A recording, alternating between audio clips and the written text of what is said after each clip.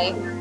Hi, Sandy. How are you? I'm good. How are you? Good. So today we're going to talk about mindset. What I really want to talk about is basically the principles of success. So we're tying this into investing in real estate and your mindset when you're investing in real estate. But this really ties into every aspect of your life. If you can apply these principles of success to your investing in real estate, you can also apply this to anything. I think the easiest thing that you have to remember with this law of attraction is that you have to know what you want. You really have to decide what is your goal and why do you want it. You have to have a big enough why to be able to achieve that goal. And your goal has to be big enough that it's going to scare you a little bit. It can't be a wimpy goal, right? It's got to be a big goal that's going to scare you a little bit because there's no growth in comfort. If you're comfortable, just know you are not growing because you just can't. So decide what your goal is and what you want, and what does success look like to you? What is your definition of success, not anybody else's definition of success? If you can see it in your mind, you can hold it in your hand. So people think that you describe what you see, right? But you don't. You see what you describe.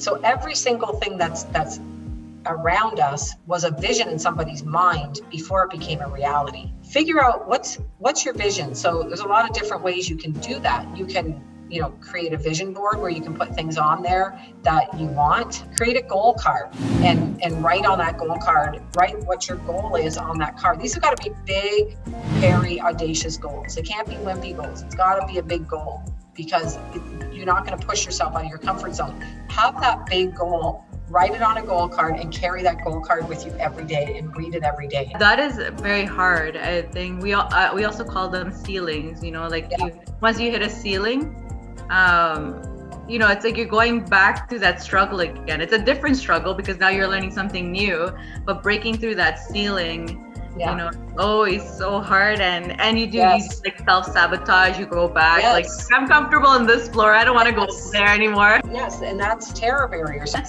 Because I'm sure when you went from deciding that you were going to leave the corporate world and decide, well, I'm going to make investing that's going to be my business. Doesn't matter if that habit's a good habit, a bad habit, doesn't matter. Your mind does not understand the difference. It just knows it's locked in this specific habit. That part of the brain has no ability to reason, can't tell time, can't reason.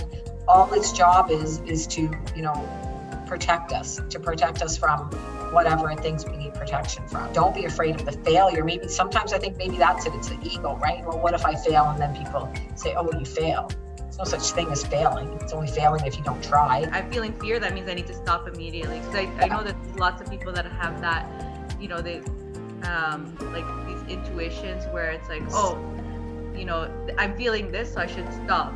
But you can't let it paralyze you, I think is the difference, right? Like you're saying, take some action, take some type of action. So I think that's where I was going to go with this next is just ask, believe, and then receive. But that's the whole law of attraction, right? So if you give me something and then I feel the need to give you something back and you give me something and I give you something, that's just going back and forth. Always say yes to everything, but just you find, but then it's the negotiation that happens, right? That you figure out, okay, what do you really want out of this? What do I need out of this? How can we come to an agreement so that the yes, gets accomplished, right? So always say yes.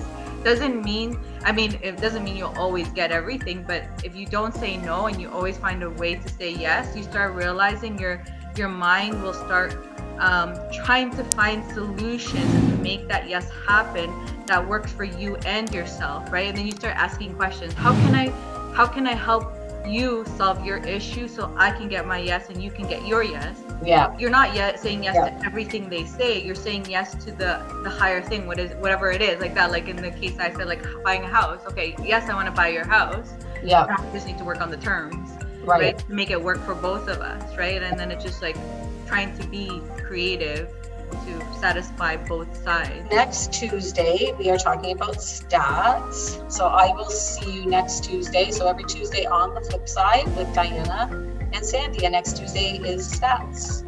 Awesome. Yeah, thank you so much, Sandy. Thank you everyone for listening. Thank you. See you later, Diana. Bye, everyone. Bye, everyone. Bye.